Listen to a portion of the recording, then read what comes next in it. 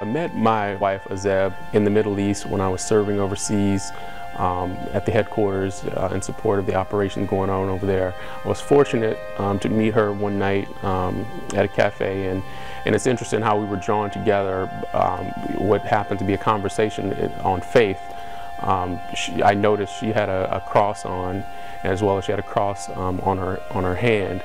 She asked me about my faith, and being in a country that was not predominantly Christian, I wanted to see what her response is. So I kind of said, I'm someone of another faith. Really, I had a cross on myself, and that was what drew me to her. So as the night went on and we spoke, she shared with me her experience that in the country she was living in. Growing up in Ethiopia and in city, I raised by my aunt.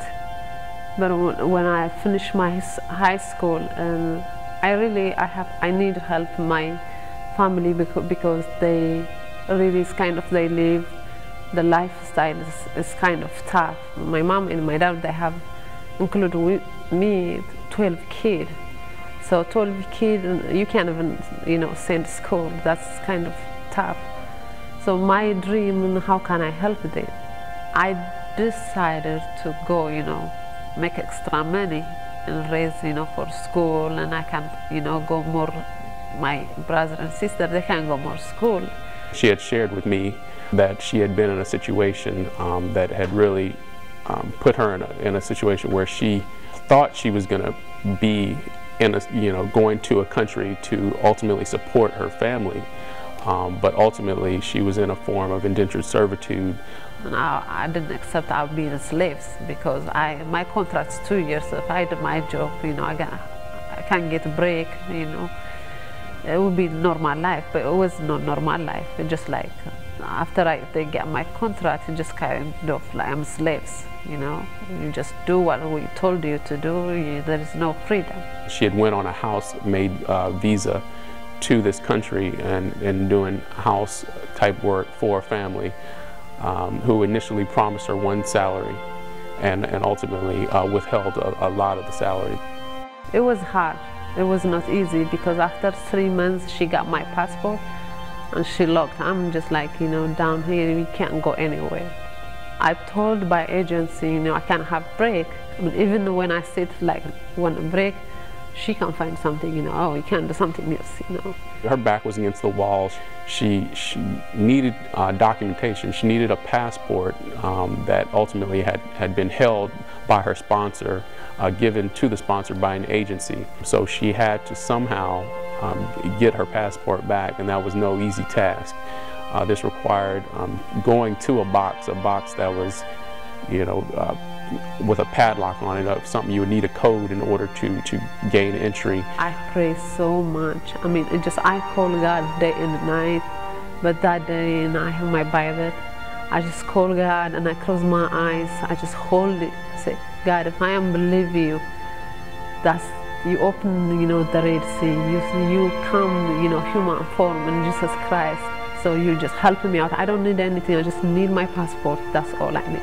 And she describes this miraculous situation where she called down to Jesus and she said, Lord, the miracles you've done that you describe in the Bible, I need you to do this miracle for me.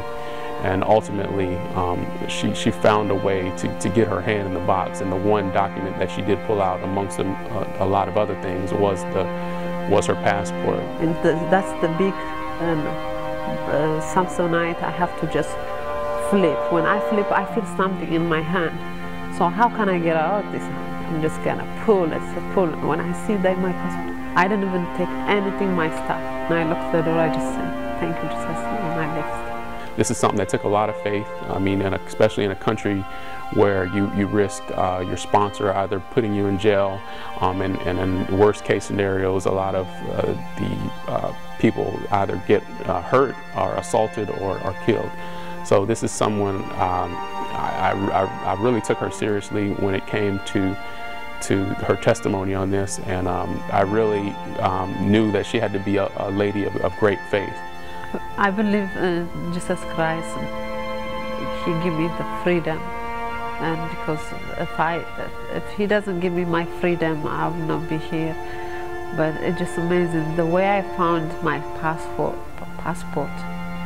because of him, because of Jesus Christ. Even now for me, when I think about it, the way how I find my passport, it's just wow. I mean, wow, this is Jesus. I mean, he did it. You call him, he is just right there when you have tough time. What my wife has done and what she continues to do and working hard, and even coming to the U.S., getting a work permit, ultimately getting her U.S. citizenship, and continuing to work and support her family overseas has inspired me to be a real giver to my community, to my church, be engaged into activities that definitely help people spiritually.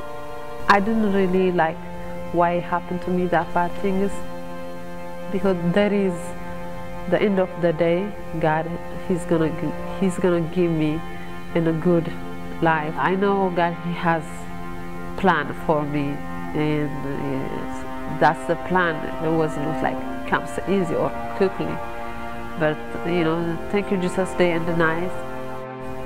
I got my freedom because of Him.